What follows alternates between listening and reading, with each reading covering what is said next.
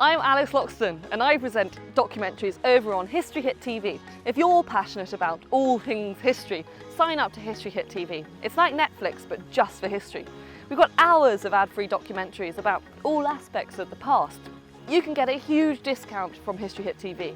Make sure you check out the details below and use the code ABSOLUTEHISTORY, all one word, when you sign up. Now, on with the show.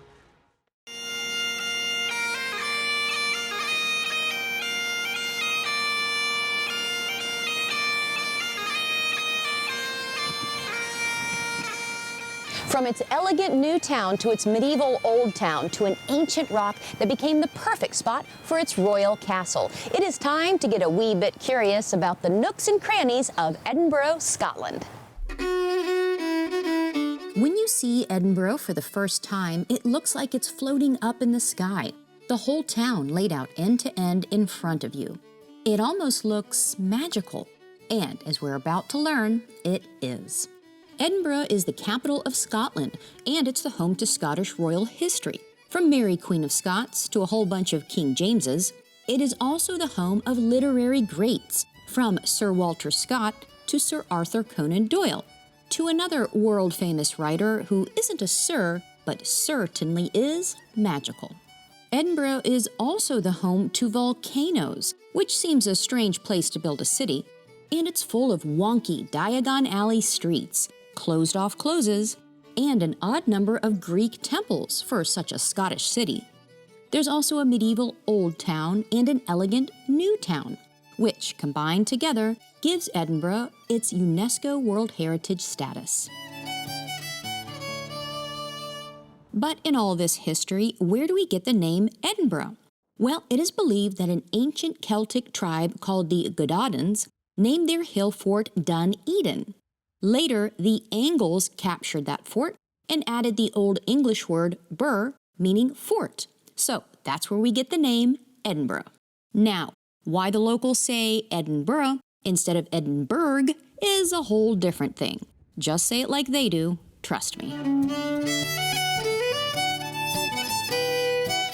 So, here's what I'm curious about in Edinburgh, Scotland. Where did Scotland's kings and queens live? And why don't we have Scottish kings and queens anymore? Why was Edinburgh called Old Reekie and the Athens of the North? And who is permanently perched inside this Gothic cathedral-looking monument? Where did Arthur sit? What's so royal about the Royal Mile? And what's so royal about this chapel? And why are there so many tunnels underneath Edinburgh? And the most magical question of all, where did the wizarding world begin?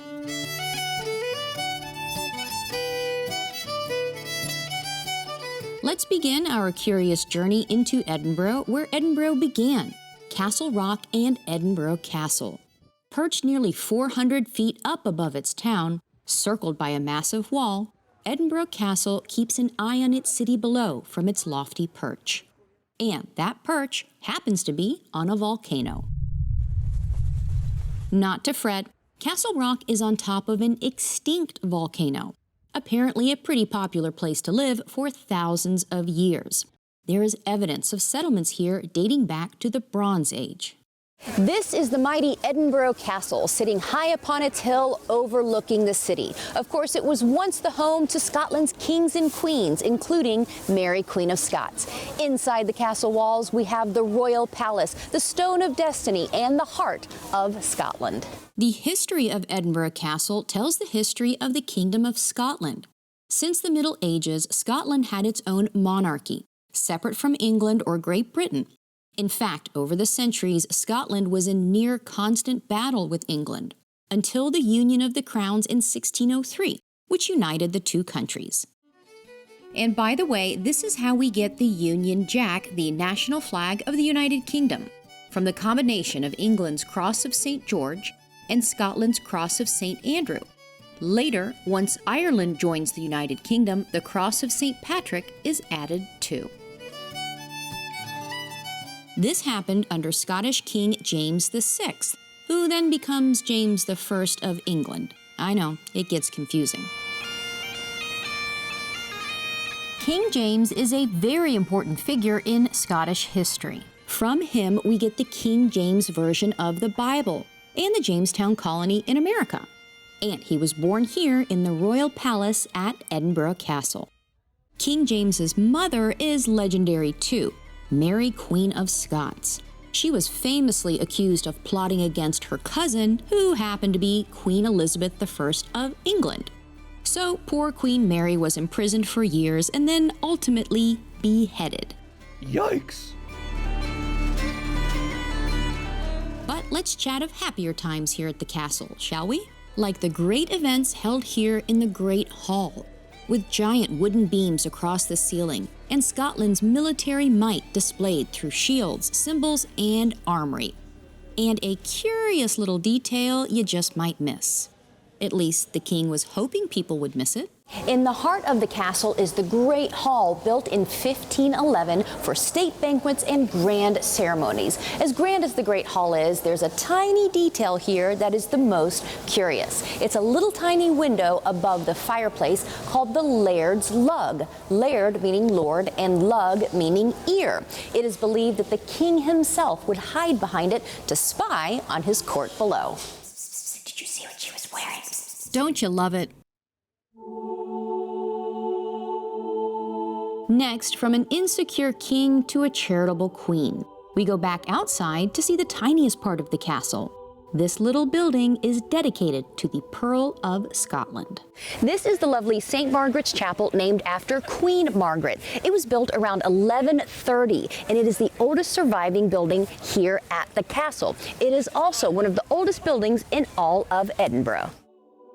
Queen Margaret lived in the 11th century, and according to legend, as her family fled northward after the Battle of Hastings, their ship veered off course and landed in Scotland.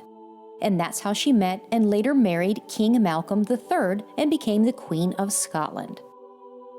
Then, because of her virtuous life and charitable works, she became known as the Pearl of Scotland, and later, more than a century after her death, she became a saint.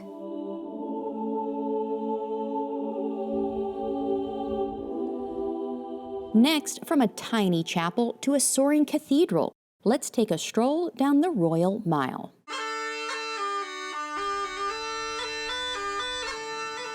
Edinburgh's Old Town is like stepping back in time, with storybook stone cottages, winding cobblestone streets, and a majestic Gothic cathedral. But it all looks a little charbroiled, doesn't it? In fact, Edinburgh's nickname is Old Reekie, meaning Old Smoky. For centuries, smoke from all the chimneys and all the coal fires poured onto these buildings, all trapped by the medieval town wall. So that gave the town its toasty color and nickname. But today, it just adds to its charm. And the best place to experience that charm? Just roll down the hill from the castle. In the heart of Edinburgh's Old Town is the Royal Mile. Now, it's called the Royal Mile because it connects the two royal houses, Edinburgh Castle at one end and the palace at Holyrood House at the other. But here's the funny thing, as royal as it may be, it is not technically a mile. Its length is actually about a Lang Scots mile long, which is about 1.2 miles. Why? Well, until Scotland began using English standardized measurements, you could call anything you darn well pleased a mile. But it gets even better. The Royal Mile is actually made up of several streets, including Lawn Market, Canongate, Castle Hill, and High Street. Believe it or not, for centuries, all of Edinburgh was squished centered along the Royal Mile. And because all the shops wanted to face the street, the only choice was to build up, up, up. But it is what's between these squished buildings that's the most curious feature of all, which we'll get to in a minute. But first, we visit a crown-topped cathedral named for Edinburgh's patron saint, whose best pal was a deer.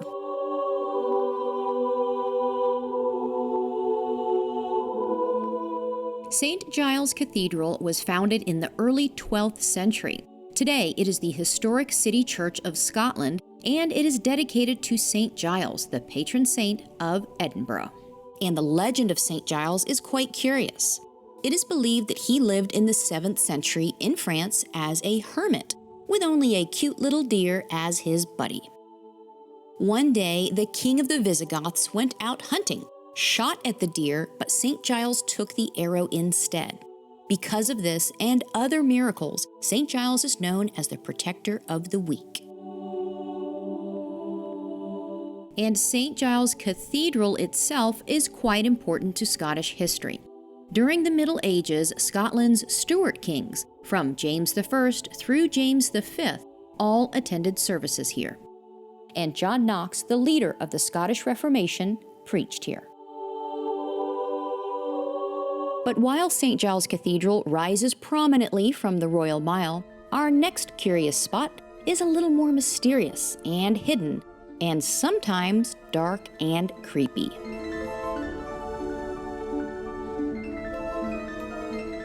If you look closely at the Royal Mile, you will see signs like Advocates' Close, Roxburgh's Close, and Warriston's Close.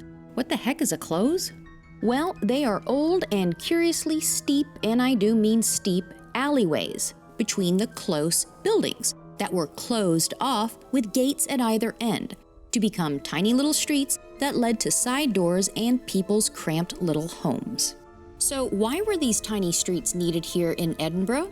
Well, because at one time, this was the most congested city in all of Europe. The 30,000 people lived inside our medieval walls, and they enclosed about a quarter square mile. Now, if those are just numbers, let me put that in human terms. If we're talking population density, think modern-day New York City times 4. Interesting, okay. No running water, no sewage system, and then someone says, let's have some farm animals right in the middle of that. That limited space forced buildings to be built higher and higher and closer and closer. Fortunately, a little bit of sun would peek through to the closes below. At least there used to be some sunlight. So tell us why we don't have sunlight coming through anymore. Because they put a big building on top of it. That's right. Right now we are underneath Edinburgh's city chambers. Why? Well, as historic as these little closes were, in later years, they were taking up prime real estate along the Royal Mile. So, instead of leveling off the slopey hill, city planners just put a flat platform over the old closes and built brand new buildings up on top. So that's why today we are walking in a cool labyrinth of underground streets and former homes. This main close is named Mary King's Close, after a businesswoman who had the right to vote. Pretty impressive for a woman of the 1600s. Now, we didn't actually decide how streets were going to be named. That just kind of grew organically. So if you had a lot of butchers on the street, it would become Flesh Market Close, because the butchers are the fleshers. The lawyers are on Advocates' Close. But sometimes one person is special enough. So in this case, if I lived here and I wanted to describe to you where I lived, I would ask you, do you know where Mary King lives? But as cool as that is to have a street named after you, life here for the working folk was pretty harsh. Many families were too poor to afford candles, so lived in the dark. And no family had something as luxurious as indoor plumbing. I don't know if you remember about the Gardy Loo being flung into the street. If you think, this is hard to navigate, there's a layer of filth about this deep, and you have to somehow make your way through that as well. Huh? Do you think they had Febreze back then? After the closes were covered over and this network of streets and homes became underground, you'd think no one would want to live here, right? Well, sadly, some people still did. Okay, so I can almost reach it. So this was the doorway. You can see the line here. Yep. That was the original one in the 17th century, and then this brick was put in when? 1930s. And tell me again, why was the brick put in? That was the time of the Great Depression. There's a lot of desperate people here in the city, of course. People have lost their jobs, desperately needed a place to stay, and they knew about these little hidey holes where they might be at least out of the weather. But if you look at this place, or the state it's currently in, you can imagine that is an absolute disaster waiting to happen. If we let those people in here, people would have died. So they were all kicked out, and then the entrances, both the doors and the windows, were bricked up behind them. So these bricks are here to keep people out. Alrighty, anyone else ready to come up for air? Let's head back above ground. High above ground, in fact, above all of Edinburgh, to a seat fit for royalty.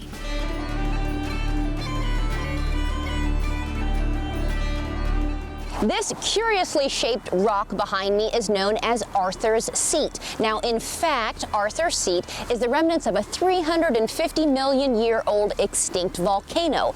In legend, though, it is one of the possible locations for King Arthur's Camelot. Now, all I have to say is, if that is the seat for King Arthur, then his round table must be pretty darn big. Arthur's Seat is another extinct volcano, just like Castle Rock. Surrounding Arthur's Seat are the Salisbury Crags. Add in some breathtaking hills, rocks, and glens, and you get the beautiful Holyrood Park. It's a little taste of the Scottish Highlands right here in Edinburgh.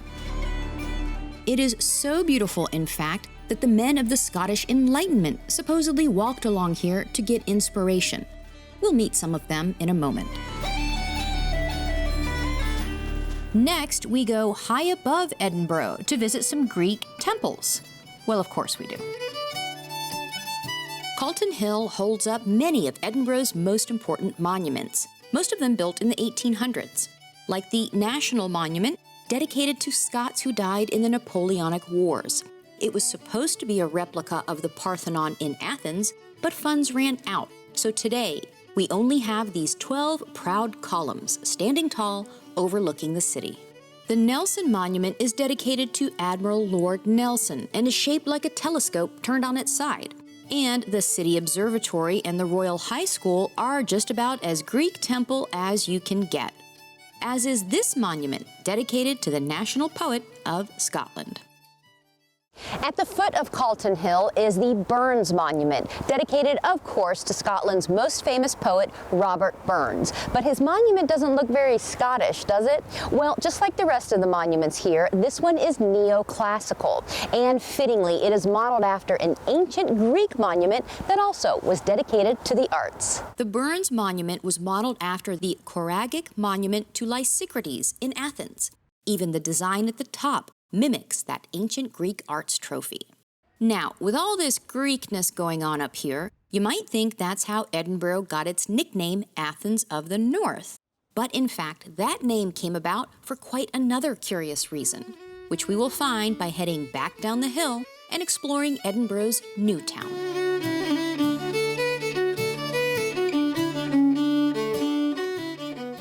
In the late 1700s, Edinburgh had a major expansion. A huge area of land was purchased north of the Old Town to create a new town, full of gorgeous Georgian architecture, nice wide streets, and dotted with these lovely little parks. Here's the most amazing thing, though. As you wander through it today, some 300 years later, it still feels like a new town. So, who do we have to thank for this lovely new town? Well, a young man named James Craig, who was only in his 20s when he beat out the older competition during a design contest held in the 1700s. His design was influenced by the great cities of Europe, and his simple gridiron plan was put into place here in Edinburgh in the late 1760s. Edinburgh's New Town is one of the best preserved examples of Georgian town planning in the entire United Kingdom. With its Greek porticos, columns, grand terraces, and elegant feel, Edinburgh's New Town was intended only for people of a certain rank and fortune. You wouldn't find any shops, theaters, or markets here. That riffraff was reserved for the working class back in Old Town. Indeed. But it wasn't these superficial socialites, it was more of an enlightened crowd that made Edinburgh the Athens of the North.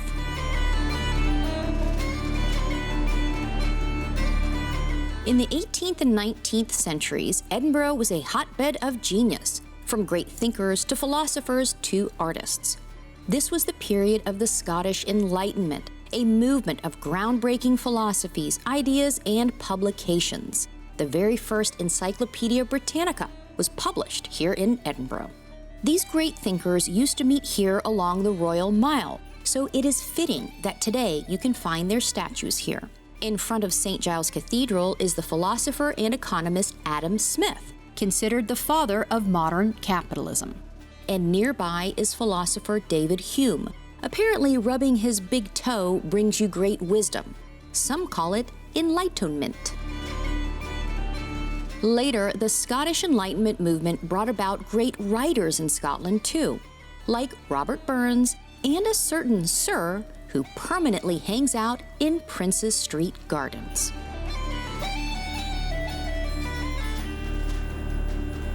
Princes Street Gardens is full of monuments to Scotland's historic figures. And to get to its grandest, we stroll through this lovely public park. It's really pretty, isn't it? Right in the center of Edinburgh, full of fresh green grass, flowers, and sunny spots to while the day away. Well, hate to burst this vision of paradise, but you'll never guess what Princes Street Gardens used to be. This area was the Norloch, or North Lake, here below the town. And all that gardyloo from the closes above, not to mention the town's dead bodies, were all dumped here into the loch. Probably not a good place for swimming. But later, the loch was drained and eventually replaced with this park, with a really giant monument at one end that looks like the top of a Gothic cathedral. It is the 200-foot-high tribute to legendary Scottish writer Sir Walter Scott. This is one of the largest monuments dedicated to a writer in the entire world. It is decorated with characters from his novels and with his dog Maida forever at his side. And it gets even more curious. One of Scott's greatest works is the Waverley series, and wouldn't you know it, right across from his monument is the Waverley train station. But he's not the only Sir that goes down in Scottish literary history. Here's a curious question for you. Where is the hometown of one of the most popular writers in history? Well, the answer, my dear Watson, is elementary. Sir Arthur Conan Doyle was born in Edinburgh, here at Picardy Place. From humble beginnings, he went on to become one of the most famous mystery writers in history, with dozens of books on a certain sleuth named Sherlock Holmes. But there's one more writer that is forever linked to beautiful Edinburgh. Although she is not a Sir, she is rather magical. This simple coffee shop behind me is one of the most popular spots for visitors to snap a selfie. Why? Well, of course, it is where J.K. Rowling did some of her earliest writings about the boy who lived. Now, for you muggles out there who don't know what I'm talking about, I'm sorry, but I just can't help you. That's right, the worldwide sensation that is Harry Potter had its humble beginnings right here. Author J.K. Rowling sat in this coffee shop to write her scripts and gaze out the back window at Edinburgh Castle. She was also known to roam the streets of Edinburgh, perhaps getting her inspirations for Harry's wizarding world. Can't you see a little Diagon Alley in these streets? Maybe a hint of Hogwarts in this castle? Or maybe Hogsmeade in these wonky pubs and shops? Possibly Nocturne Alley in these creepy closes? What a wonderful connection, the writer of one of the most successful book series in modern time, getting her inspiration along the same streets and cafes as the great thinkers of the Enlightenment. It's all just part of the magic of Edinburgh.